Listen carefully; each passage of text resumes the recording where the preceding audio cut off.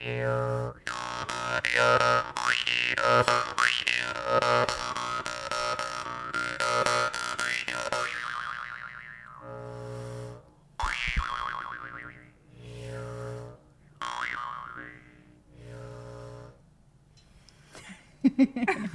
Очень красиво. Классно, очень красиво было. Спасибо. Обряд очищения закончен. Да. Это была демо-версия, да?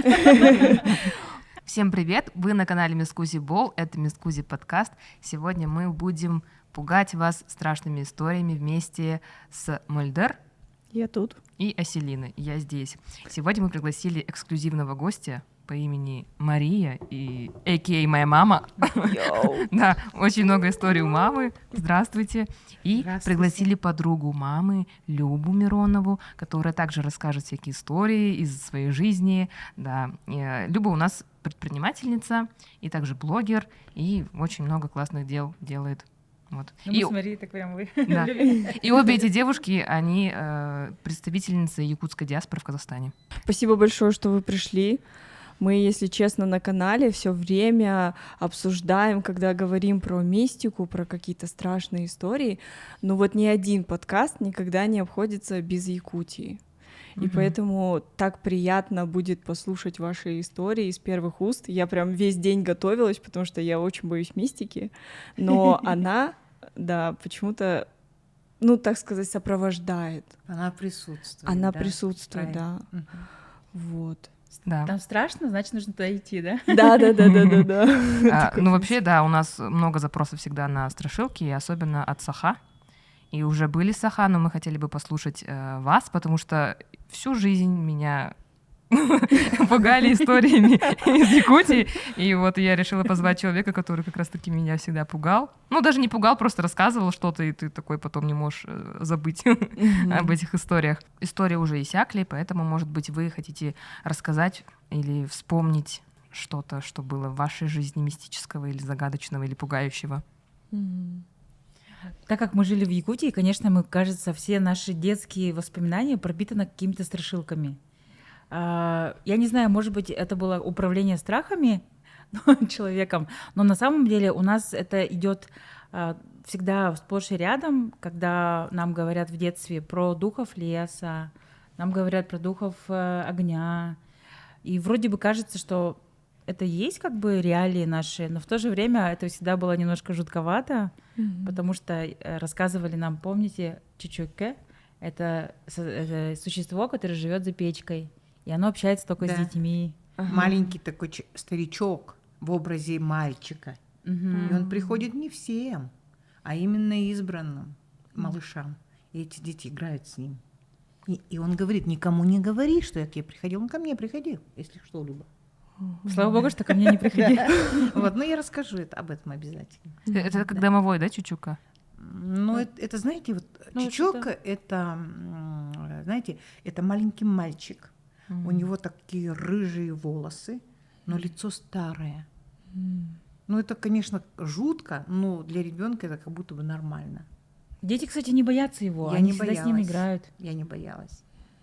Да, поэтому, Люба, ты скажи несколько слов о, ну, как бы о нашей религии, да, о том, о верхнем мире, чтобы люди как-то потихоньку, девчонки, вошли, да, в эту Да. тему, да. Ну, у якутов, получается, в целом вся Вселенная состоит из 3 миров. Это верхний мир, средний и нижний мир. В верхнем мире живут очень такие светлые существа, которые, как правило, оберегают человека. Они дают там силу, какие-то, ну, дары, да, может быть, с верхнего, с верхнего света. А в среднем мире живут люди. Живут люди, обычные, как все мы, ну, мы живем в среднем мире. Шаманы, и, ну, естественно, наши духи, там, духи огня, духи там, воды и так далее. А в нижнем мире живут, ну, как исчадие, так можно сказать, Да. нижнего мира. Это вот абаглар. Это очень такие страшные, обычно их иллюстрируют с одним глазом, такие волосатые. Там даже существа есть, типа сверху человек, а ноги там копыта. Ну, как-то вот такие в детстве, когда читаешь сказки, там есть описание или даже какие-то иллюстрации, они всегда выглядят почему-то вот именно так, да? Да, это темный, черный мир, как бы Как так. ад, рай. Да, Ага. вот Именно все это нечисть, правильно будет говорить нечисть. И она поднимается в определенный период, она поднимается наверх, в средний мир, то есть. И тогда происходят какие-то вот мистические моменты. Ну, в целом, как в мифологии любого народа, Да. любой нации. Вот, мы говорили о Чечёке, да? Чечёка — это именно такой человек маленький, как бы и ребенок, и не ребенок. Ну, я когда была маленькая, мне лет, наверное, было 4-5. Я лежала в санатории детском. И я помню, что он приходил ко мне, этот мальчик. Все спали, он меня будил, и мы с ним играли. Он вас будил? Будил. Вот я как сейчас помню, но это, это у меня из памяти такое прямо далекое. И вот мы играли, мне кажется, даже мы, по-моему, по стенкам ходили. Может быть, это мои фантазии, но это такое было. Это я точно помню. Еще ребятам говорила по палате. Палата — это больница, как бы больница, санаторий. Я говорю, не спите, сегодня он придет, будем играть. А он говорит, никому не говори, зачем ты кому-то сказал? Он с тобой на якутском говорил? Да. И меня медсестры, они прямо привязывали. Я им говорила, что они приходят. Он приходит, то есть не они, он. А медсестры не понимали, что это что-то аномальное. И они мне ноги привязывали, чтобы я никуда не ходила. А утром я была всегда развязанная. Вот кому расскажешь, не поверят. Вот сейчас люди, может, не верят, но Якутия, конечно, это поймет. Сахалар всегда поймут это. Это, не с каждым это случается, но с кем-то, у кого-то обязательно был Чечёка. Но каждый знает, что он есть. Он есть, да, живет за печкой там или еще где-то, каких-то щелках там или там еще где-то. Но у меня был такой опыт. Сказать, что он мне что-то плохое делал, нет. Я просто играла с ним, какие-то фантазии. То есть он к взрослым, как правило, не приходит, именно к детям. Может быть, он оберегает или как-то? Может быть, он меня оберегал как-то вот так. И я до сих пор помню, что он меня будил, именно почему-то связано с ногами. Он вот так щекотал ноги, да, пойдем играть. Вот такое помню я. Но это не так помню прям какого цвета там пошагово. Вот такие какие-то такие моменты, такие проблески, такие, будем так говорить. Да. Да, это было в моей жизни. Это же как вымышленный друг, говорят же, да? У детей да, есть как будто бы вымышленный, конечно, не Карслан, да, который живет на крыше. Но действительно, в моей жизни был такой момент, что приходил такой человечек, с которым я играла. Ваш друг. Мой друг, такой. да. Но что интересно, то что его описывают, как правило, все одинаково. Да. То есть, если, например, Мария там в каком-то году, да, может быть, через 20 лет ребенок будет говорить совершенно на другом краю Якутии, рассказывать такую же историю и описывать также этого Чечёку. Да. То есть он облик он всегда такой же, он не меняется. Но по периодам всех будут говорить одно, что он такие взлохмаченные волосы рыжие. Именно рыжие, светленький такой, но лицо мне кажется, и как знаете, как не гномик, а как лилипутик, что ли. Вот смотришь, лилипут идет, допустим, конечно, не хочу там обижать, да, лилипута, правда.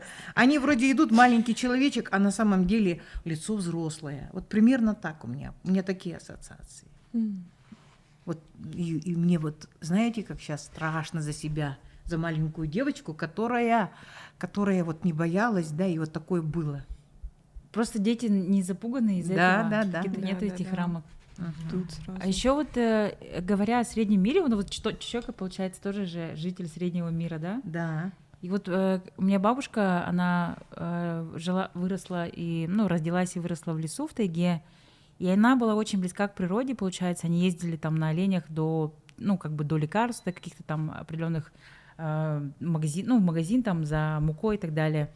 И она всегда говорила, что в лесу нельзя кричать, потому что дух леса будет сердиться. Когда мы ездили например, за ягодами и так далее, мы всегда кормили огонь обязательно и кормили воду. Может быть, вы тоже кормили в детстве? Да, дух огня. У нас всегда присутствует дух огня, дух воды, дух земли и, конечно же, дух тайги, его зовут Баянай. Баянай — это дух тайги, он дает удачу охотникам, допустим, рыбакам, ягодникам, да, которые собирают там ягоды у нас. Это, как это называется-то? Грибники. Грибники, ну как это, как же еще говорят? Собирательство. Нет, Тихая охота? это называется дикоросы, правильно сказать, собиратели дикоросов. То есть это ягоды, грибы, там корени какие-то, там трава какая-то определенная по периодам. Вот так вот. И обычно, когда приходишь в лес, в первую очередь, что нужно сделать, это дать уважение, дань уважения Байнаю, ну и как бы вот всем этим воде и огню. Если ты это не сделаешь, бабушка всегда говорила, типа, так нельзя, он может там, не дай бог, забрать там кого-нибудь, вода, например. Ну и вообще в целом в лесу, как бы ты не хозяин, обычно всегда нужно с уважением относиться. Да, правильно. А были ли случаи какие-нибудь страшные, может быть? Ну вот продолжение рассказа. Да. Бабушка всегда боялась, что в детстве, когда ей было 10 лет, у нее умирал брат от какой-то болезни. Ну тогда это было очень так. Часто дети же умирали. Ну не было медицины, там антибиотиков и так далее. И ее родители, как старшую, отправили на оленях в ближайший населенный пункт. Нужно было ехать много часов, там останавливаться и так далее. И она говорит, что я вот возвращаюсь ночью и сдалека слышу плач ребенка. Он кричит прям, рыдая, как детский плач, да, вот маленький совсем. И я, говорит, была со своей подругой, которая была родственницей, получается, сестрой. И мы остановились, олени остановили, и стоим, и подруга в этот момент затряслась, потому что плач все приближался все ближе и ближе. Ой. И она говорит, что я стою и помню, как этот момент, как плач ребенка прямо перед нашим носом, очень громко, прям сильно было слышно, и ушел дальше. Они потом, в общем, собрались с силами и поехали обратно домой с лекарствами к отцу. А у меня дедушка шаманил, собирал травы, он всегда играл там вот эти вот вещи, какие-то делал обряды. И бабушка сказала, что я рассказала об этом случае своему папе, и он сказал, это очень плохой вестник. Это, как обычно, когда кто-то умирает, обычно всегда приходят такие звуки. И потом, когда у меня дядя, получается, он тоже рано умер, и в то лето, когда они поехали на покос, они слышали тоже звук такой похожий. Но он был как бы не то чтобы плач ребенка, а звук, который издалека приближался и уходил. И когда бабушка услышала то, что дядя покойный, он слышал этот звук, она сразу сказала, я помню, сказала, что типа это очень плохо, не дай бог там и так далее. То есть такие вот есть какие-то духи, может быть, с Нижнего мира, да, которые приходят, забирают, не знаю, или, может быть, как-то предупреждают. Но... Да. И причем, может быть, кому-то покажется, что это как-то какой-то бред, но у нас в Якутии никто не смеется. Да, никто над этим не смеется, это не смешно. Мгм. И это, мы говорим случай, да? Именно вот историю какую-нибудь, связанную с мистикой, мы говорим случай. Это русское прямо слово случай, да? Вас тоже говорили тогда? Случай. Случай, да, случай. То есть мы рассказывали случаи. Вот именно почему-то это слово всегда ассоциируется именно с потусторонним миром, с Абага. Потусторонний мир у нас зовется Абага. Вот. Но на Колыме, откуда я родом, кстати, да, Среднеколымска, у нас говорят не Абага, а у нас говорят чучус. Вероятно, это слово чучус, да, это такое, диалект, да, слово, со слова чучуна. Чучуна – это снежный человек, который живет в горах Верхояния. То есть, это прямо научное такое обоснование, что в горах Верхояния жили и живут до сих пор снежные люди, чучуна. И, научное прям. Да, научное, да. Вы можете как-то, если заинтересуетесь, можете это узнать где-то там в Гугле или где-то. Вот. И на Колыме чучус у нас говорят, Абага. Вот. И очень-очень много таких случаев, когда люди прямо рассказывают, что у них даже средь бела дня могут быть какие-то такие, встречи даже с умершим человеком, который умер когда-то давно. Да, это сплошь и рядом. Или кстати, какие-то предвестники какие-то приходят. Например, человек спит, и ему резко дверь открывается и закрывается.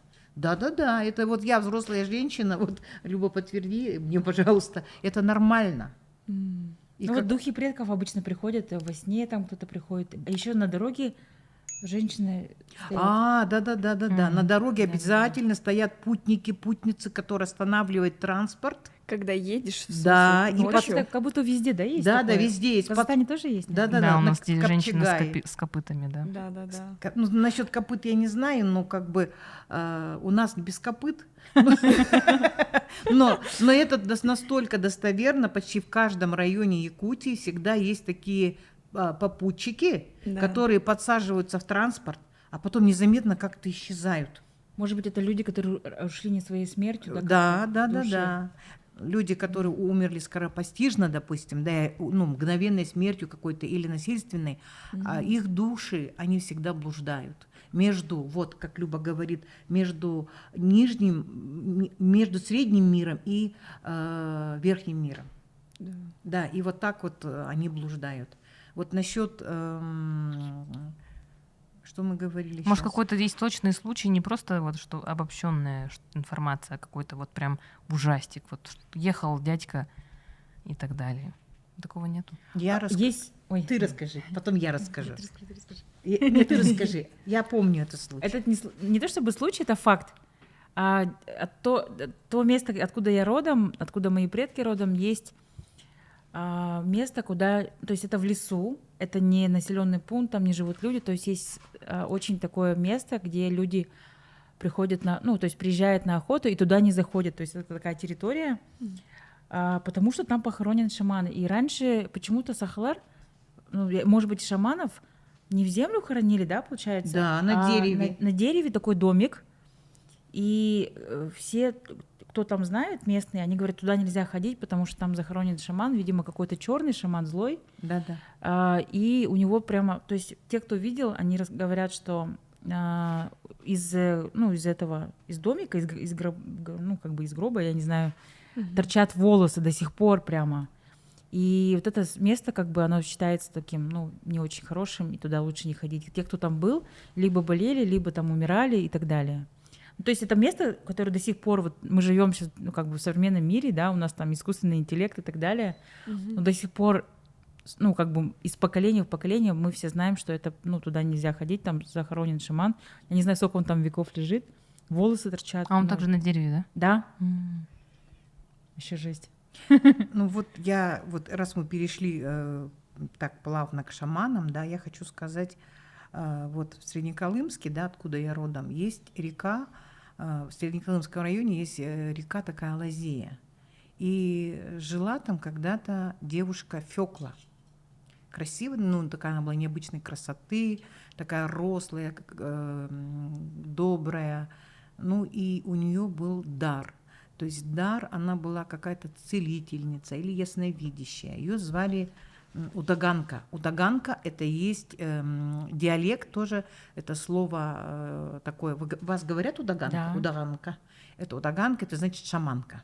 Это даже круче, чем, да, шаманка, наверное. Удаганки — это разве не темные шаманки? Я не знаю, ее звали Удаганка, да, у нас.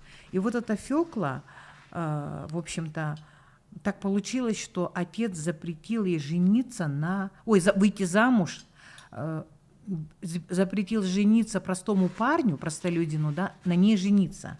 И, в общем, она сбежала с ним. Но получилось так, что они утонули в реке. Что-то там у них, ехали они на собаках, по-моему, переходили реку, которая только-только встала. И там попали в полынью. Полынья — это, то есть, место, где еще не замерзла, да, река, и это называется полынья. И они попали в полынью и утонули. Девочку сразу нашли, Фёклу, и похоронили, там где-то отдельно. Шамана всегда хоронят отдельно. И Фёклу похоронили. И первый парадокс того, что она была необычная, это значит, у нас в Якутии очень много лесных пожаров, да, Люба? Каждое лето. Да, огонь, он безжалостен, да, он начинает там приближаться, например, к населенным пунктам там, и так далее. И, естественно, захоронения какие-то может он, кладбища какие-то может сжечь. И могила этой Фёклы всегда оставалась целым, невредимым. Я слышала эту историю. Да, вот так вот. Это первый парадокс. обходила прямо, понимаете, огонь обходил именно территорию ее могилы. А она тоже на дереве. Нет, у нее была, значит, своя могила, да, такая, ну, уже как у православных. Вот. Второй это уже не то, что парадокс, это был просто вопиющий случай. Приехали, значит, откуда-то, ну, это север, на север всегда же приезжают за каким-то, ну, скажем, за раскопками в том числе, ну, как бы за какой-то романтикой, да, за, может, длинным там рублем или заработать, неважно. Приехали какие-то люди, трое молодых людей. И тут они, ну, я не знаю, как до них дошло или что, в общем, они решили выкопать эту Фёклу. Ну, то есть они сделали, ну, какие-то вот как вандалы, да, стали раскапывать эту могилу, надеясь, что они найдут, ну, какие-то там украшения или еще что-то. Может быть, они возомнили себя археологами? Ну, возможно, то есть в целях обогащения. У них не было такого, допустим, узнать, почему там она умерла, или они даже не знали, что насколько она сильна. Люди, конечно, верили, ну, местное население. Ну, Чалар, да, приехали? Да, да, ну, естественно, конечно, ну, Чалар, да. Ну и вот, и, в общем-то, эти парни выкопали Фёклу. И, ну, вы же понимаете, Якутия — вечная мерзлота. Выкопали и просто остолбенели, насколько она была свежа, как будто бы она спала, да, только ее вот красивая... Тем более на севере, да? На севере, да, красивая девушка, ну, в одежде. И они стали глумиться с ней, ну, над ней. То есть они раздели там, ну, догола или... Ну, не знаю я, что там было. Вот. И стали с ней фотографироваться. Вот. Потом, по-моему, так и оставили, или что сделали, я деталей не помню. Вот. Потом завели на них дело. Дело завели в прокуратуре, что это, ну, я не знаю, какая там статья была, но эти парни, они в течение года умерли страшной смертью. Но это еще не все. По очереди, да? Да, по очереди. И это еще не все. Дело, которое вели, да, вот это уголовное дело, оно лежало там в прокуратуре, да, ну, допустим, его в архиве. Эта прокуратура сгорела. Нету никаких фактов теперь, ни фамилии, ни имени этих преступников, да, ни деталей, то, что они рассказывали. Все нету, дотла все сгорело. Вот в чем. Насколько сила вот этой Фёклы. Ужас. Да, это правда. Вы можете, вот если... Даже, по-моему, в Гугле есть эта история. Вот, это с тех краев, где я родилась. А ты примерно не помнишь, что случилось с этими людьми? Ну, я не помню, ну, кто-то, один с ума сошел, там еще. Ну, в общем, была такая смерть, знаете, скоропостижная. Просто взяли их, растоптала она. Ну, это все знают, что это рук дело Фёклы. Ну, скорее всего, наверное, до сих пор какие-то ходят. Обычно такие истории очень крепко остаются. Да. Да. Эта история, она передается. И есть родственники еще, главное, этой Фёклы. То есть это, ну, какие-то потомки. Бережного, по-моему, фамилия. Ну, сейчас колымчане, которые увидят меня или услышат, но они подтвердят это все. Ну, конечно же, может быть, я какие-то факты немножко, ну, искажаю, потому что я не помню, но суть такова, что Фёкла, она была настолько сильна, настолько была, ну, как бы... она умерла вот как бы несправедливо, что вот ее выдали. Такая история любви, да? История любви, да, своей любви, вот так хочу сказать. А вы читали якутские сказки когда-нибудь? Якутские сказки? Тагандархан только знаю, но я не читала. Они такие жуткие. Да. Я купила, ну, в детстве у нас, получается, моему сыну и моей сестренке разница в возрасте полгода. И когда я начала читать им якутские сказки, а я люблю нагонять так жути немножечко, когда рассказываю сказки вот эти якутские, и там постоянно кто-то убивает себя. Не знаете, да? Там кто-то что-то случилось, там, в общем, одни убийства и месть. А еще есть сказка про старуху Талтал. Да, знаю такую сказку. А вы знаете? Нет. Талтал, которая стала счастливой, в конце говорится так. Я не буду рассказывать, это очень интересная сказка, она не похожа ни на одну из детских сказок. Но там история такова, что старуха стала жить счастливо только тогда, когда умерли все ее враги. Чисто по-якутски. Кстати, сахалары, они вот, знаете, на самом деле, это в сказке детской. Сахалары, они очень такие скромные же. Да-да-да. И, ну, как бы, когда их обижают, они могут не ответить. Они не отвечают на как бы злостью и так далее, но они очень могут затаить обиду, да, вот в глубине души. Злопамятные, да. Такая вот какая-то есть легкая такая ранимость, может быть. Называют же уянгдугалар, да? Да, такие души, такие тонкие, тонкая душевная организация. И вот сказки, мне кажется, тоже это тоже отображают. То, что вот ранимость какая-то, то, что, ну, как будто бы, знаете, получил удар, поставил вторую щеку, ничего не сказал, но все-таки затаил какую-то беду. И все-таки сказки тоже жутковаты. Ну, потому что мы живем и жили в такие времена, когда действительно, ну, там нужно было постоянно кормить духов, там, и так далее. Да. А вот сейчас это также продолжается? Вот вы когда, не знаю, возвращаетесь домой, вы что-то там в Якутске, я имею в виду. Если это раньше вы говорили про детство, что там надо, заходишь в лес, кормишь. И также все продолжается, да, так же? Да. Вот, смотрите, возвращаясь, я хотела рассказать эту историю, возвращаясь к вот попутчикам, которые неожиданно, да, появляются, вот, допустим, вот, например, мне рассказал один водитель, который непосредственно взял попутчицу, то есть он ехал, есть такое село Дюпся, да, слышала? Нет, я не слышала. Ну, это, в общем, и он ехал с этого поселка, ну, села маленького, в районный центр. И, ну, уже вечер такой, зимний вечер, звезды такие яркие. В Якутии вообще такой стоячий, хороший мороз, да. Если полная луна, там и не надо никаких фонарей, все видно, такой, луна сама прожектор как бы. И вот он едет по заснеженной такой зимней дороге. Рядом сидит парень тоже, какой-то там, ну, в школу, что ли, студент. Вот они едут, спокойно разговаривают, там тихо музыка мурлычет, там, да, вот в машине тепло, они сидят там в свитерах, допустим, да, ну, раздетые, работает печка. Ага. Вот едут, смотрят, стоит девушка, откуда ни возьмись. Ну, так, одета, как бы так, ну, не скажу, что прямо легко, да, вот так вот стоит девушка. Ну, и они удивляются, думают, ну, ладно, хорошо. А нет, я неправильно сказала, девушка такая уже подмерзшая, да, у нее такие уже ресницы, да, вот в линии, там, волосы.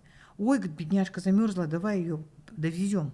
Ну, молча ее посадили, она молча села вот сзади и сидит на газике таком. УАЗик, не газик, УАЗик. Едут между собой, разговаривают, а девушка сидит. Ну, как-то они про нее забыли, и потом он раз так в окно смотрит, ну, в зеркало смотрит, хочет узнать, где она. Ну, как она себя чувствует. Смотрит, а у нее также ресницы в линии такие, знаете, вот как зашла, так и сидит. А он сидит и спрашивает у своего друга. Слушай, говорит, я что, печку выключил, что ли? А он говорит, нет, тепло. Смотрит, а ее уже нет. И это он мне сам рассказал. И он говорит потом, слушай, я что, говорит, машину останавливал? Он говорит, нет, не останавливал. Смотри, говорит, ее нету. И вот как они добрались до райцентра, да? В таком состоянии, да? Да, в таком состоянии, и уже, знаете, молча, не до музыки там было. Это плюс одна, это теперь страшилка у меня, когда в машине еду. Заднее стекло смотреть. Я на самом деле уже рассказывала эту историю, но я ее рассказала так ужасно. Если вы вдруг помните, то это новые детали этой истории. Да, это было так, да. Это, ну, просто я рассказываю, почему пересказываю. Это от первоисточника. Да. А еще историю расскажу я. Да. Это было со мной. Ну, значит, у нас вообще поверье у якутов, женщина, которая в положении, да, она как бы находится между тоже мирами, да, то есть она очень чувствительна, она очень тонкая, уязвимая, поэтому ее оберегают. Она может, ну, что-то больше слышать или больше видеть, или там еще чувствовать. Вот. И, ну, значит, я была беременна. Угадайте, с 3 попыток с кем? вторым ребенком. Вот. Тем Ну, более значит, особенная беременность. Да, это была особенная вероятная беременность. И я была в Якутии, поехала навещать со старшей дочерью, навещать своих родителей. А тут в соседнем поселке как бы пригласили на свадьбу. Вот, и, ну, я попала, в общем, как так получилось, что я не попала на первый день, я полетела на второй день, да, вот. Мы останавливаемся в доме моего дядьки. Дядька когда-то в свое время занимал очень хороший пост, у него большая квартира пятикомнатная, знаете, так очень много комнат, коридор, комнаты, и почему-то мне выделили одну комнату. И у меня, знаете, вот как вечер, когда наступил вечер, ну, сперва там ужин, там братание, да, вот общаемся. А как только наступил вечер и спать, мне сказали, что я буду спать там в какой-то комнате. У меня немножко, ну, какая-то была тревога, тревожность. Мне стало как-то неуютно. Я так хотела с мамой спать, но почему-то мне сказали, спи там, в этой комнате. Вот. Август. Это конец августа. Уже у нас темнота такая, знаете, вот, знаешь же, да, августовскую темноту. Она такая, вот, хоть глаз выколи, вот такая темнота. Но легла я спать. Все уснули, вроде дом утих большой тогда, все шаги там, кто куда сходил, покурил, перекурил, в туалет сходил, и уже медленно они заснули все, родственники. Вот. И, ну, я так, какой-то в полудреме, или как сказать, полудреме, ну, неважно, лежу, и вдруг открывается дверь. Вот как есть, да, открывается дверь, и заходит мужчина. Но я его вижу вот так вот. И знаете, у него руки, вот он протягивает руки, а руки в веревках. Я со страху как заорала бешено, таким страшным звериным рыком, и включила свет. Я не знаю, откуда у меня силы нашлись. И все домашние со всех комнат выползли прямо и стали, ну, узнавать, что со мной. А меня вот так трясет. Вот. И мне стало очень плохо, мне там валерьянку принесли, плод. Да. Не, ребеночек тоже, знаете, забарабанил ножками. И, ну, я вообще себя так чувствовала ужасно. Но я его видела, этого человека. А когда ты включила свет, он исчез, да? Да, его не было уже. А там никто не умирал? На следующий год мой брат погиб. А веревки? Веревки, ну, видите, как он утонул в реке. Может быть, может, веревку ему кидали, или что, я не знаю. Он в ледяной реке утонул. Но это я видела своими глазами. Он заходит, знаете, скрип такой двери, знаете, вот так вот. Скрипит дверь и заходит. И я прямо как будто его жду, я смотрю на это. Вот. Ну, в общем, это у меня такой был случай. Это может быть как Абага, ну, типа с Нижнего миров приходит за кем-то, да, как будто? Ну, вероятно, так. У нас такое поверье есть. Обязательно есть предвестники, да? С Нижнего смерти, мира да? приходят, да, люди. Обязательно. Я всегда говорю, что есть предвестники смерти. Или сам человек это видит, или чувствует, или еще что-то говорит. Обязательно. Или слышит. Ну, это лично мое субъективное мнение, поэтому я не говорю, что это должно быть так. А Да, как ты плач ребенка тоже. Вот, Да. А когда ты сопоставила эти вещи сразу, когда произошло, когда дядя погиб? Нет, я потом, наверное, все-таки. Спустя время. Да, спустя время пришла. Еще такой момент. Сестра моя двоюродная, ну, она была хозяйкой этого дома, и она мне сказала, я иногда сама побаиваюсь своего дома, своей квартиры.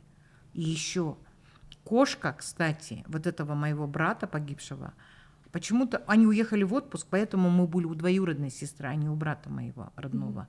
И кошка, вот эта Маруська, как ночь она убегала всегда на улицу. Она никогда не ночевала у них дома. Они же как раз чувствуют. Кошки всегда чувствуют. И она вот вроде бегала, а потом, и так и она сказала, сестра моя, да, она говорит, Маруська убегает. Каждую ночь, вечер она убегает.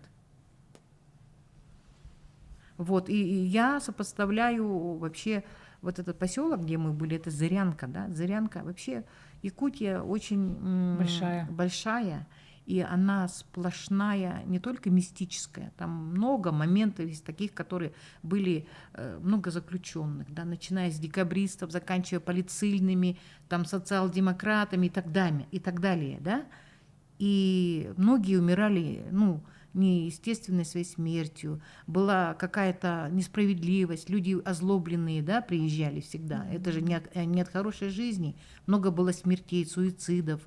Не по своей доброй воле люди умирали. И вот этот поселок, да, Зырянка, ну, как бы говорили, что он построен на костях. Да. Там были лагеря. И, возможно, этот дом, где мой дядька жил, он тоже был на кладбище. Правда же, да, у нас так говорят? Ну, вообще, самые сильные шаманы в Якутии считаются северными. Да. Вот на севере Где я всегда, да. Да. Вот почему-то, если шаман с севера, это он 100% очень сильный, он видит, и, как правило, у него там несколько поколений, там переходит этот дар из поколения в поколение, и мы все знаем, что если северный, то это все там...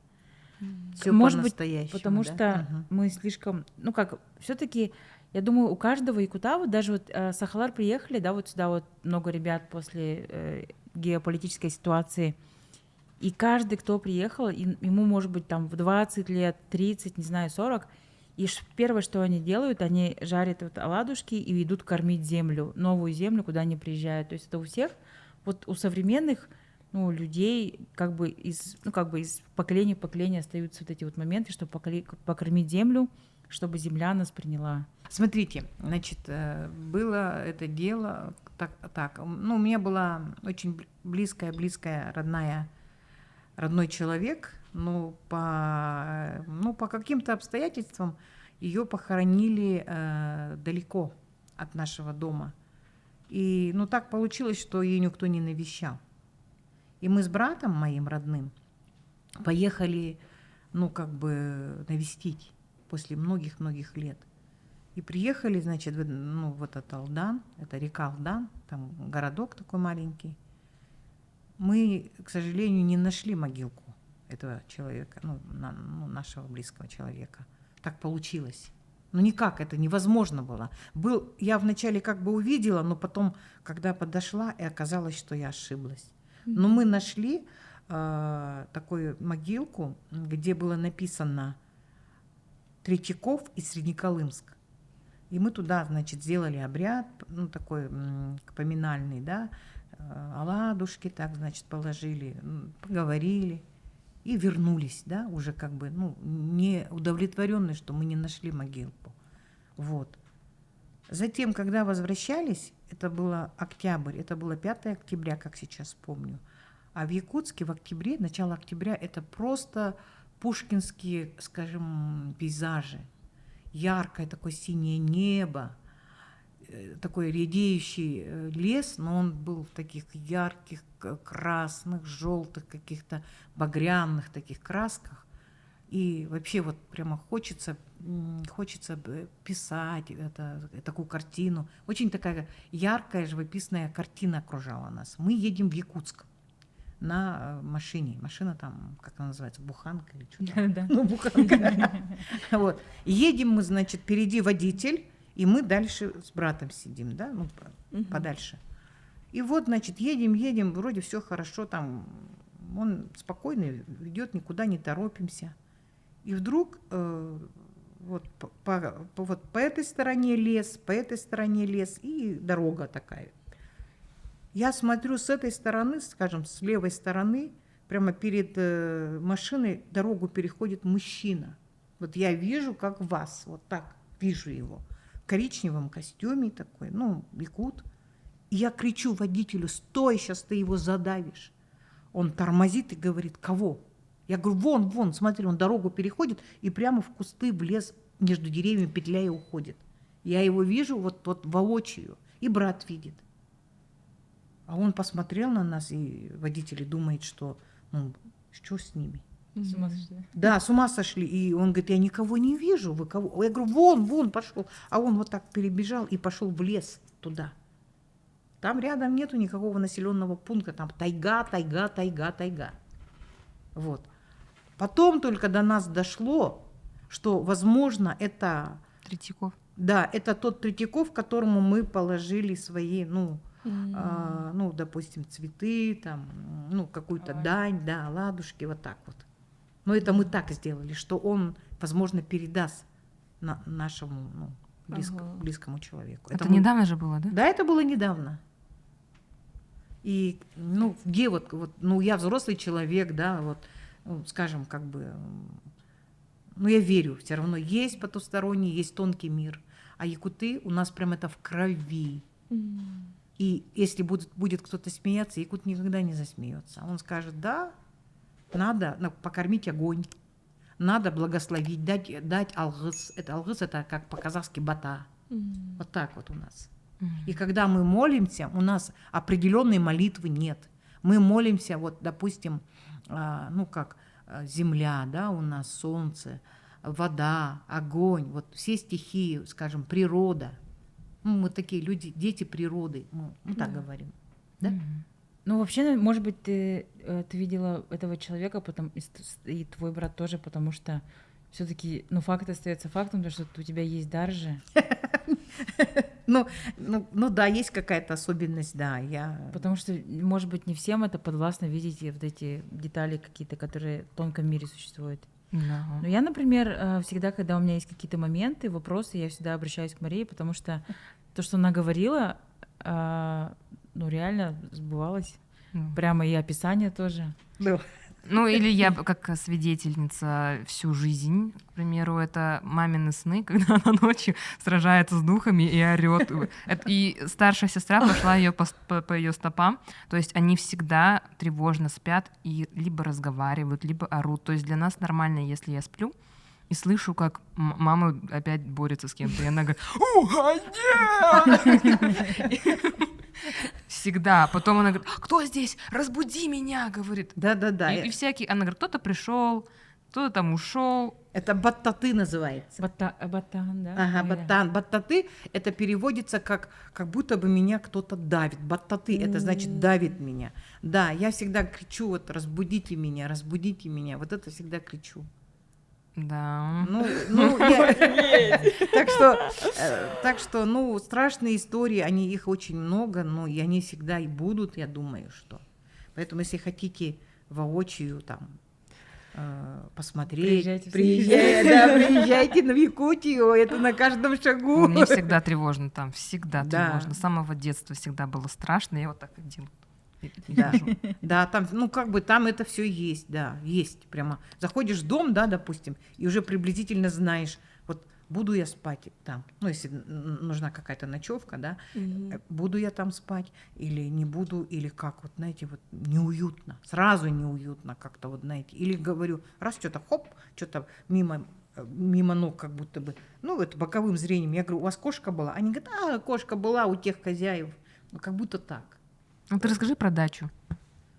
Нет, ну, как бы дача, ну, у меня были такие моменты, да, вот особенно когда она была нежилая, у меня были такие моменты, что, знаете, вот когда приходят какие-то вот, ну, скажем, абагы, ты человек, у тебя паралич какой-то, вот, парализует как бы. Паралич надо. Да, конечно. Да, и вот я себя вижу, вот я вижу окно, допустим, вот рассвет уже светает, вижу, да, и кто-то так топ-топ-топ-топ-топ к моему чемодану. У меня чемодан там стоит. И начинает рыться мне в чемодане. Я прямо слышу, как хрустит вот этот, ну, целлофан там, да, что-то. И так, и что-то хрустит, что-то ковыряется. Потом хоп, топ-топ-топ-топ, и ушел. Я такая просыпаюсь, смотрю, у меня чемодан немножко, ну, такой, как будто кто-то рылся. Капец. Это на даче, да, у вас было? Да, такое было. А сейчас я уже привыкла, и как бы я уже поняла, я говорю, я не боюсь, все нормально, говорю, все хорошо. Да, потом по несколько раз мой дядя прибегает. Все нормально. Что ты, говорит, так 5 минут не прошел, ты опять уже орешь. Вставай давай. Я говорю, разбудите меня, разбудите, говорю. Вот так. Ну, у меня мама так это у якутов есть такое, ну, как бы сказать, баттатагн, да, баттаты, это значит, когда человек, у него начинается паралич сна, да, он хочет проснуться, но не может. Но у меня это частенько, конечно. Капец. Ну вот сахлары, они как-то больше, они тонко чувствующий народ, да? Да. В целом. Может быть, интуиция более развита, потому что мы ближе к природе всегда были.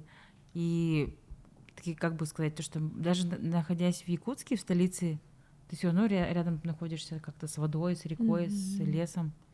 Все-таки вот это тоже дает какой-то момент единства, да, и тонко чувствующие какие-то моменты. Да. Еще такой случай помню. Но это тоже я рассказываю случаи, которые, ну, как бы реальные, вот со мной были, да, и с теми людьми, которых я лично знаю.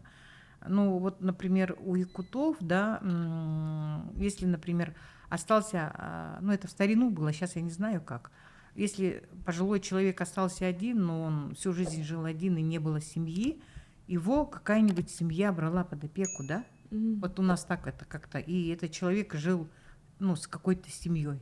У вас такое было?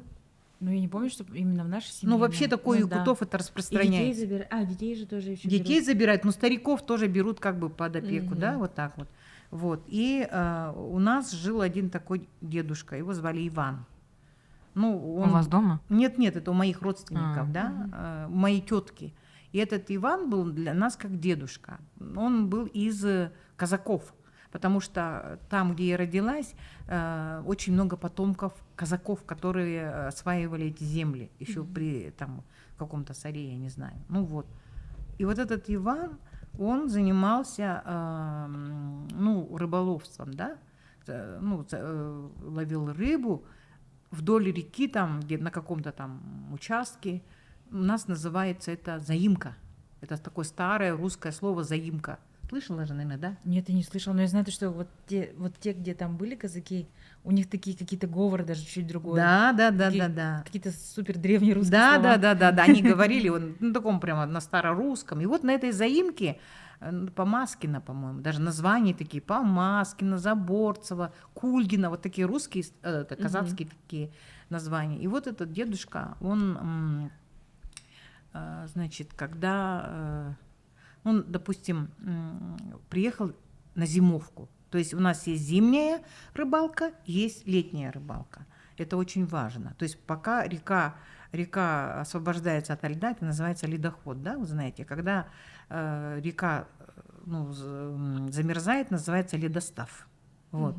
И как только лед встанет, дед приезжает на эту заимку и занимается рыбалкой подледной. Вот. А как наступает ледоход, он начинает заниматься, ну, такой рыбалкой уже открытой, да. Вот. И как-то вот перед ледоходом он не успел уехать, ну, там, в город, да, и остался на заимке один. Ну, обычно они там 2-3 человека, вот так вот для поддержки. Он остался один. И ну, это он рассказывал нам. Вот спит он, значит, и ночью приходит к нему мужчина. Ну, дверь открывается, и заходит мужчина, такой высокий. И у него одежда такая ряса, да, ряса черная, поповская. Ряса это поповская, ну, как поп. Ряса это его одежда такая длинная. Вот. Заходит он в рясе и, ну, без головного убора и говорит моему деду, вот этому Ивану, ну, в общем, ну, если ты человек, как бы он не говорит, но он понимает, что как будто бы он без говорит. Слов, да? Без слов, но он понимает это, да. Он говорит: ты меня захорони, я очень мучаюсь. Да. И, ну, дед проснулся вообще, вот как будто бы это прямо, ну, это наяву было. Ну, потом, значит, пошел, утром встал, как все нормально, пошел он, значит, на реку смотреть. Когда же, ну, лед уже проходит, чуть-чуть остались какие-то льдинки. Да. Смотрит, плывет какое-то вот, ну, дерево, да, дерево такое, ну, скажем, где-то по 2 метра, да. Ну, ему как-то странно стало. И он решил подловить это дерево, широкое такое. Когда он пригляделся, то это оказался гроб, домовина. Вот говорят, это старое слово русское, домовина. То есть это домовина. Почему? Потому что это последнее его пристанище, да? Вот гроб — это последнее пристанище человека, ну, у православных. И вот он выловил эту домовину. Это было сделано из какого-то там сорта дерева такое, ну, такое грубое, да, уже. И оно уже такое все как бы уже загнившее, да, уже местами уже там. И выловил, ну, поднял на берег, как-то открыл и увидел останки человека. Останки человека, и, что интересно, на нем были истлевшие отрезки ткани черной. Ряса, да, вот это? Ряса. То есть, в общем, он выловил и где-то потом в верховьях, ну, похоронил. Сам? Сам похоронил. Офигеть. Вот так вот. Ну, Вот это. попросил, он пришел и попросил Да, он помощи, его да? попросил, потому что человек мучился. Значит, душа была его, ну, кто-то, может быть, ну, может быть, этот человек был каким-то, наверное, священником, да, вот таким, много хорошего сделал. Да, Вот да, так да. вот. Капец. Да. Да. Я бы тут же собралась и уехала просто. Да. Как бы увидела это, такая, ладно, пока. Он еще сам захоронил. Но это такие времена, наверное, были, что там никого не вызвать, да? Да, потому что Я в шоке. ледоход, да, вот Да. лед должен весь пройти, очиститься должна река, иначе ты попадешь, ну, в какую-то там, ну, как это Да, и называется? сейчас есть такие ситуации, когда некого вызвать вообще, находясь там где-то в лесу. Да, да, да. Человек один на один, и там действительно там... Да, вот Если- фильм «Карина», например, мы ходили недавно. Да. Тоже почему она спаслась? Это высшие силы, это духи леса. Ее спасли, скорее всего, правда же? А мне вот я хочу тоже такой случай рассказать. Значит, это тоже какие-то знаки, да? У меня всегда есть какие-то знаки. Обязательно я прислушиваюсь к своим знакам, и у каждого человека должны быть какие-то знаки. Он должен тоже прислушиваться к своим знакам. Мгм. Это такие чисто субъективные, да, индивидуальные. Вот, мы ехали, значит, с Копчегая домой. Ну, у меня ребенок маленький на руках, да, отгадайте, кто это был. И старшая дочь. Ну, уже это к 12 время. Мы что-то запозднились, было какой-то день рождения. И вот едем, опять-таки, яркое небо. И я вот просто на моих глазах, вот я как-то вот посмотрела в окно машины, смотрю, и медленно-медленно падает звезда. Медленно, просто крупная большая звезда. И я мужу говорю, слушай, говорю, звезда падает на счастье. А он говорит, нет, у мусульман это человек умирает. И вы знаете, так получилось, что именно на следующий день мне позвонили и сказали, что у меня погиб брат. И погиб он в 5 утра, а в Алмате было 12. Понимаете? То есть в 12, когда я это видела, Именно ты увидела. да, я увидела эту звезду, я сказала, ну, мужу говорю, смотри, звезда падает. Вот. И он в 5 утра вот погиб. Вот так вот. И поэтому есть такая параллель, все равно есть какие-то знаки, там, допустим, птичка залетела в окно, да? А, кстати, да, это тоже Да-да-да. Или там с печки вынырнула птичка. Если птичка, ну, по моим, да, по наблюдениям, моим приметам, если птичка залетела в дверь, это тоже плохо. Сахалар, кстати, так говорят, Да. что... Я не знаю, может быть, не у всех народов так. Мне бабушка, когда птица залетала, она говорит, о, это очень плохо. Это очень плохо. А да. почему плохо? Ну, Это к плохая покойнику, новость? да, А. к покойнику. Вот. Или зеркало стоит, разбилось оно. Вот, например, у моей соседки, ну, у нас соседи были, мы очень хорошо общались, и прибежала, ну, Ульяна, вот ее соседка, говорит, зеркало, вот трюмо стояло и разбилось. У нее мама умерла. Само по себе? Само по себе. И вот вот эта женщина, ее мама, да, она поехала в отпуск, все такая пышущая здоровьем женщина, а ее привезли уже, у нее там тромб, вероятно, был, или все. Вот тогда мое первое было потрясение, когда я, ну, со смертью вот встретилась, ну, в смысле, человек уезжал, такая здоровая, бодрая женщина, и привезли, вот для меня вообще было это какое-то, знаете, потрясение. Первый мой стресс от, ну, увиденного, от смерти. Да. Да, вот так вот идет. Ну, я помню, у нас наоборот, когда птички, ну вот в деревне, где я у бабушки была, там ласточки обычно, они вьют гнезда. И вот в прибанниках, ну вот когда заходишь в дом, там есть вот это пространство, где Да-да-да. обувь складывают. И там, когда если селилась птичка, ласточка, то обычно наоборот все были... счастью. Да, к счастью. Не, это нормально, если Да. гнездо вьет, там это нормально. Всё, Но если она залетает просто вот так резко, да, это М. плохо. поняла. Я, кстати, часто вижу, особенно летом, то, что в окна залетают летучие мыши в Алмате. В Алмате. Да-да-да. Мы даже Это из Сахалара капец. не знает, что такое летучий мышь. Мы не знаем, что такое летучая мышь. Зато мы знаем. Да, но я один Да-да-да. раз увидела, это было что-то такое, да. Они такие неприятные. Да, да, ещё да, же. да, да, да, да. А потом еще мыши, у нас мыши. Вот, например, если мышь, ну, в деревнях обычно, да, Мгм. если мышь, она подъела, вот, допустим, какую-то одежду, да, Да. или там валенки, или там еще что-то, да, это все, это человек обязательно, она как будто бы, ну, чувствует, да. Типа плохой Да, предвестник. да, да, да, да, да, да, Офигеть. да. Вот. Ну да, лучше такое не знать и просто смотреть. Да, я тоже так думаю, лучше никуда не смотреть. Вот так. Просто прямо. Да, вот так Да. идти прямо до точки Б. Поэтому страшные такие истории, дела. конечно, их очень много, ну, в нашей жизни, да, ну, как бы есть, если подводя итоги. Ну, вообще духи на самом деле очень в Якутии очень сильно в духов верят. И ну, не то чтобы верят, они как бы есть, и они, мы принимаем то, что это все есть.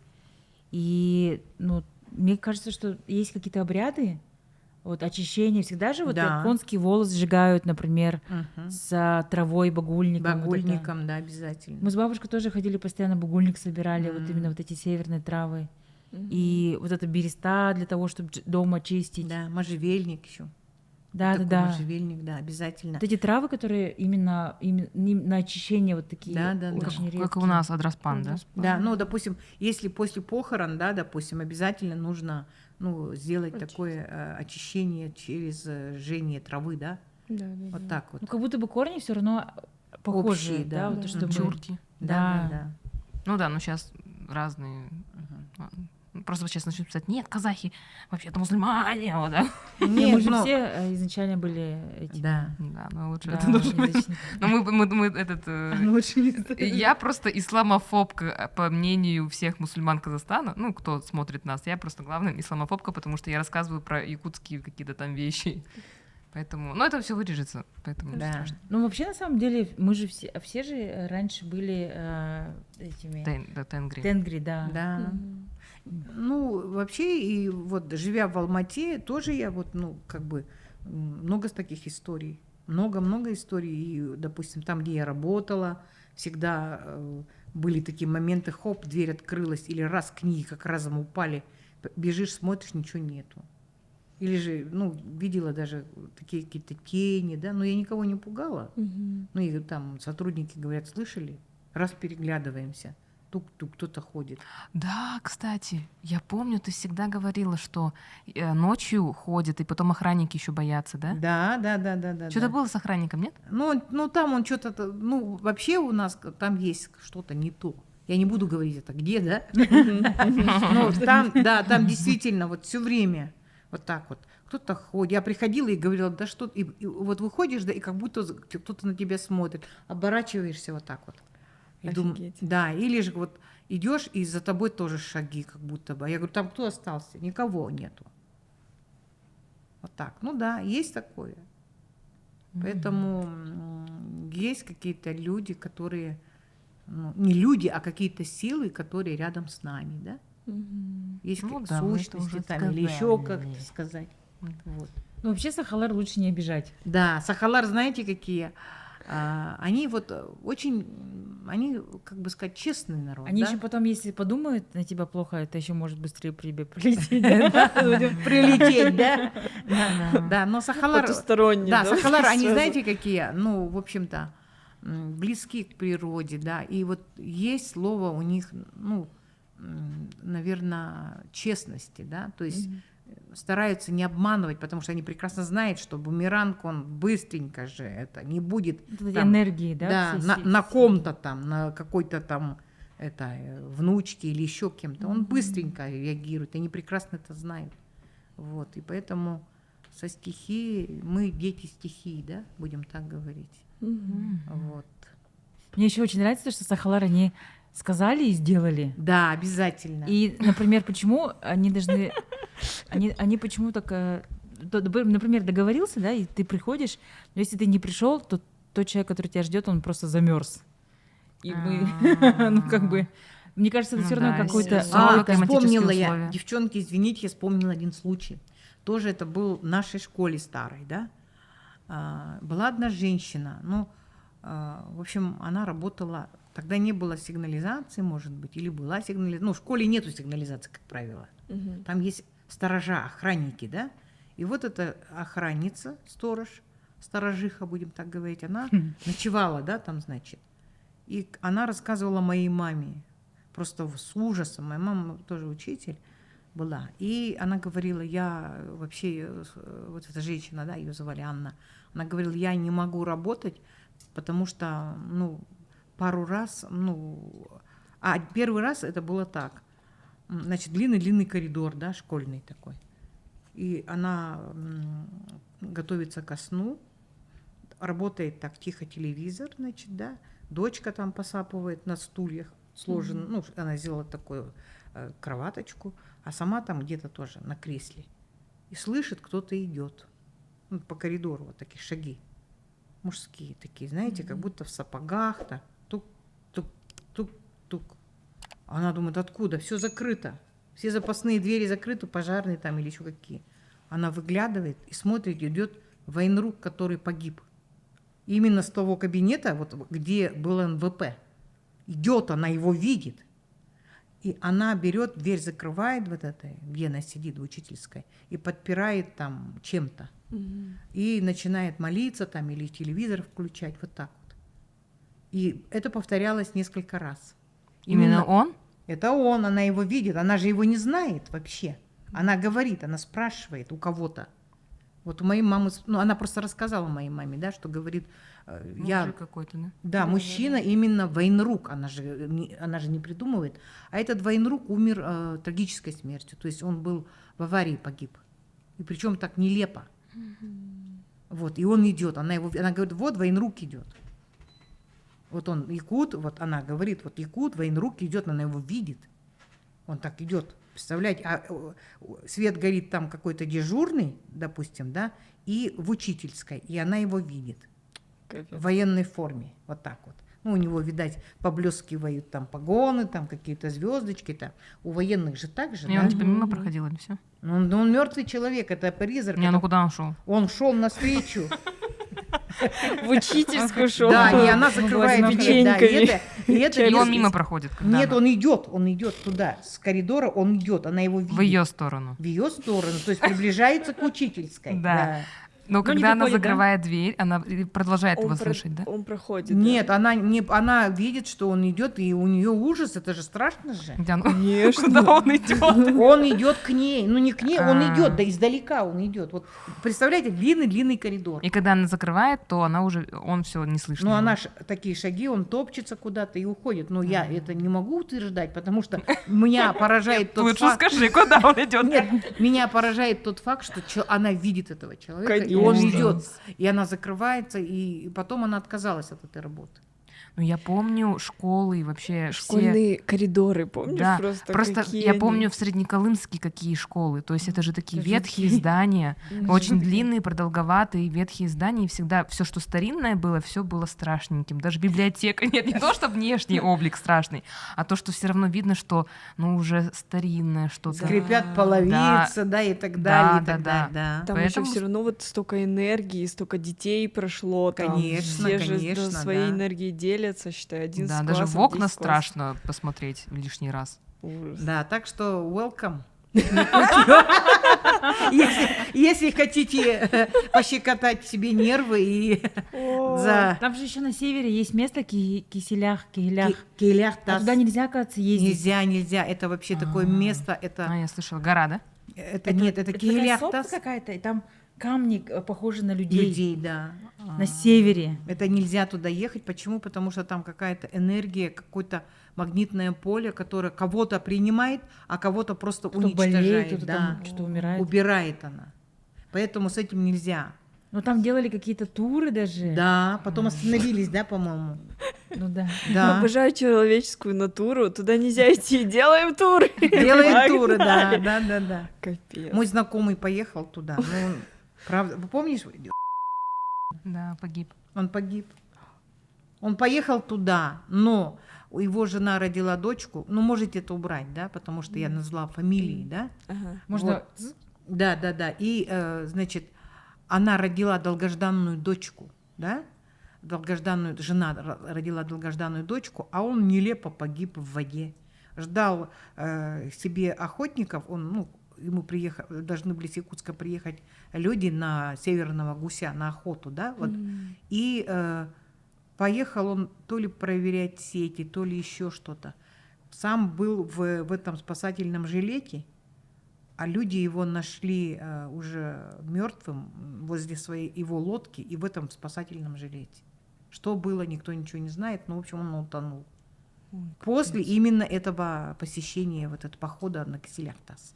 Ну, там, скорее всего, побеспокоили, может быть, нельзя Да, ходить. туда нельзя в принципе. ходить, нельзя ходить. Есть места, у казахов тоже есть места. Это как это? Бармаса Кельмейсон или что-то? Барсакельмес. Барса Кельмейсон, вот примерно такой. Ну, Нельзя. блин, как будто бы все в Барсакельмес, да, ездят. Да, вроде. Мне кажется, тоже там Я была. даже не слышала, что там туда нельзя ездить. Да, типа то, что Ага, Барсакельмес, есть еще Да. какое-то. Я была в Караганде озеро, которое Ты мертвое тоже в озеро. турах, да, там? Да, там был тур. Может, умрешь, да? Ну и поэтому я еще раз вам говорю, ребята, если хотите, приезжайте в Якутию. Середина августа, сентябрь. Там такие темные Темные ночи. ночи.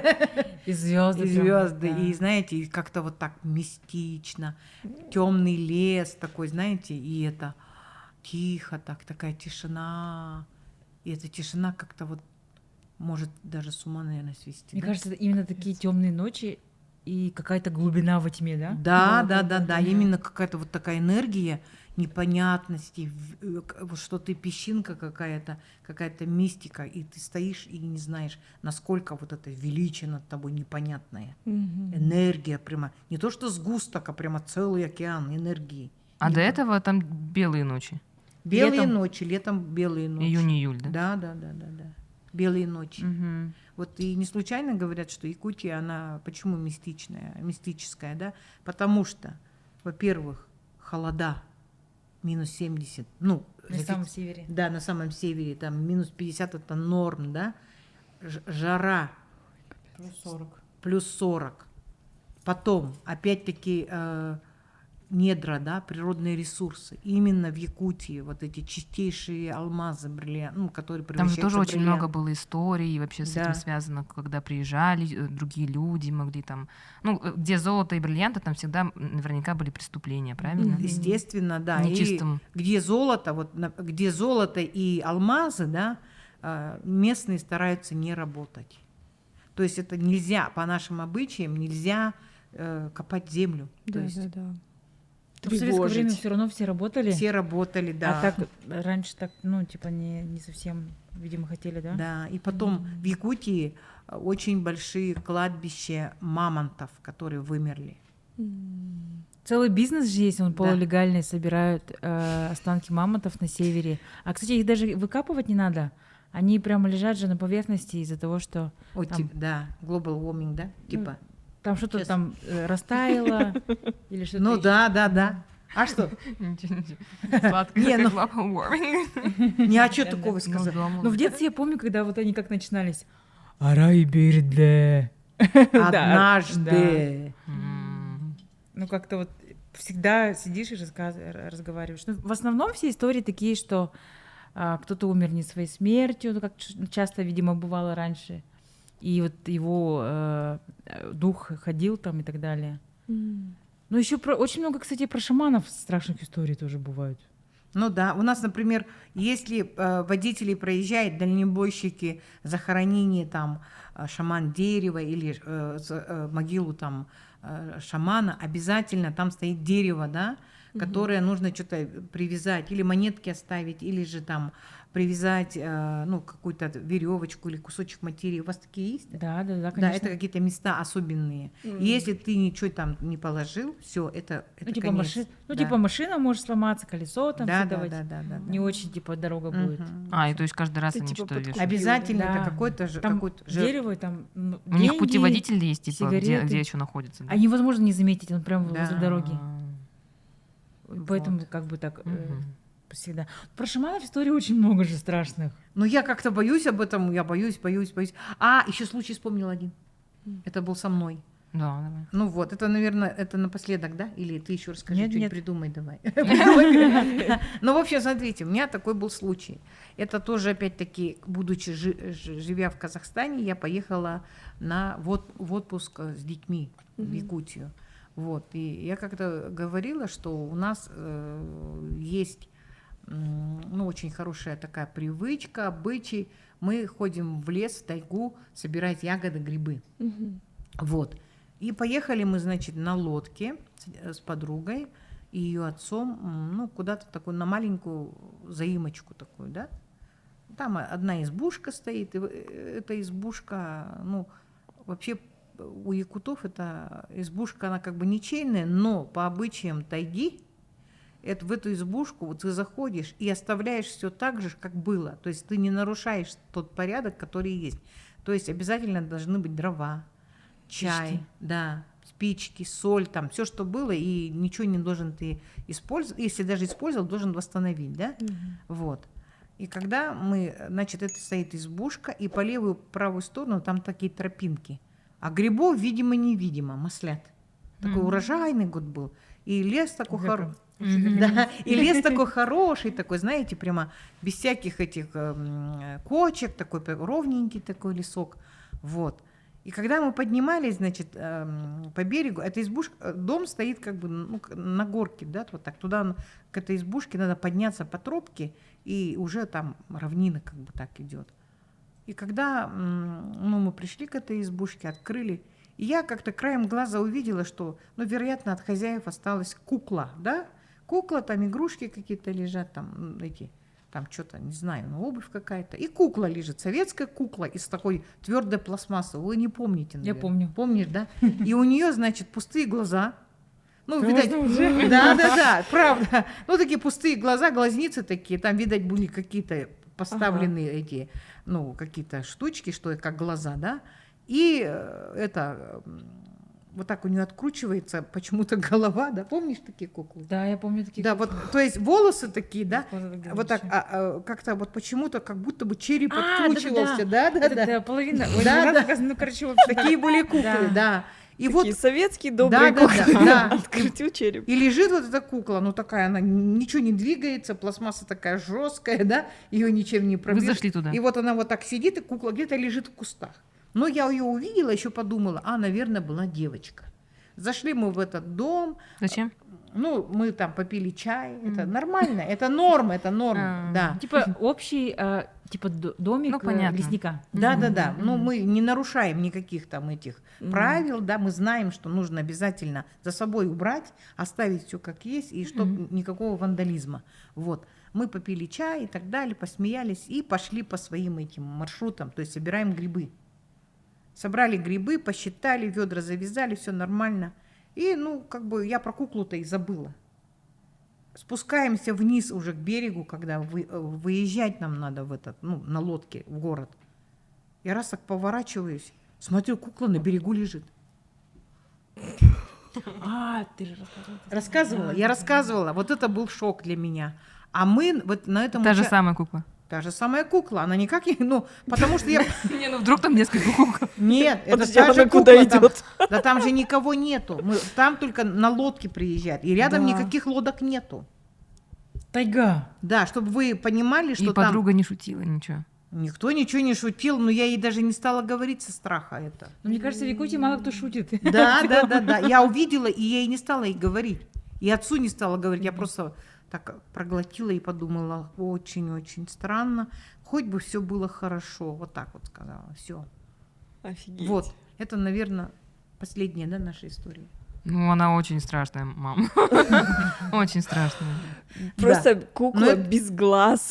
Это кукла, советская кукла вот такая. Да. Она вас там встретила, проследила, видимо, да, за вами? Вы, может быть, вы забыли покормить Баяная? Нет, мы кормили, я помню, мы все делали как надо, потому что вот так вот. Просто проводила вас и все. Да не проводила эта кукла, просто как-то вот это что-то наверное, может быть... Короче, абагалар как будто бы так вот, типа... Абагалар, это они играли с нами или что-то вот так, да, наверное? Вот так вот. Игры разума, да? Да. Вот и все. Это было правда, это как бы с моих слов. С моих слов сказано верно и правдиво. Капец. Вот. Спасибо большое девушке за такую... За такие классные Да, за такие классные истории, очень жуткие. И они очень страшные. Не, мы не хотели рассказывать страшно, мы хотели рассказать, как есть. Да. Мы не придумали, правда же? Чуть-чуть ближе. Не самые Мы не жуткие? придумали. Да. Да, вот так. Да. Спасибо, что поделились ими. Капец, это прям было очень интересно послушать. Да.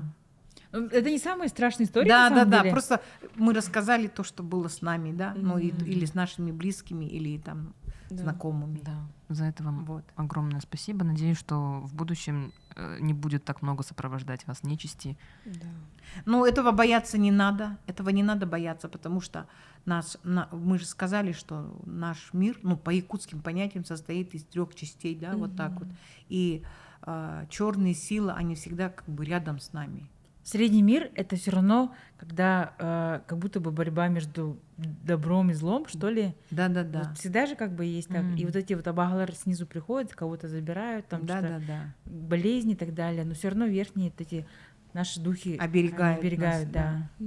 Ну, у нас такое понятие, да. Ну, в смысле, такой прям мифология, не то что мифология, а такая философия Ну, народов картина Саха. типа нашей Да-да-да. вселенной, мира. Типа Да. того. Но черные силы, они как бы всегда есть. Особенно ночью, говорят, да, не нужно там мыть посуду, у нас говорят, да, или же там мусор выносить, да. Кстати, фэншуй тоже говорят похуже. Да. Или просто я всегда говорила так, чтобы мама, чтобы у нас всегда была чистота, мама говорит, ночью нельзя вот это делать, ночью нельзя то оставлять посуду нельзя, потому что кто-то придет и будет там кушать, чтобы просто сохранять дисциплину. Не, ну действительно это как бы так. Ночью, ну, старается говорить тихо, там, кричать нельзя, в лесу нельзя кричать. То есть соблюдать какие-то, ну, такие законы, наверное, да? Я вообще не понимала, почему бабушка мне говорит, что в лесу нельзя кричать. Никого же нету. А в сказках, да, На вот, самом деле, допустим, да. ау, да, вот так вот. Да, а на самом деле действительно Нельзя, нужно с да. уважением относиться, да. Да. Да. Ребята, спасибо вам большое за то, что послушали, побыли с нами. Обязательно делитесь историями, которые произошли у вас или у ваших знакомых. Мы все читаем, мы все видим и будем делиться вашими историями в последующих выпусках. Да. Да? Мгм. Можем заканчивать. Да, спасибо еще раз, всем пока. Да, подождите. Подписывайтесь, пожалуйста, на канал. Это очень важно для продвижения нашего видео. Поставьте лайк этому видео. За таких прекрасных гостей поставьте отдельный Это лайк. эксклюзив. Да. Напишите Да. комментарий. Да. Если нету истории, хотя бы сердечку, любой эмоджи. Нам будет приятно, что Да. вы отметились. Пока. Всем пока. Всем пока-пока. Все, Ура!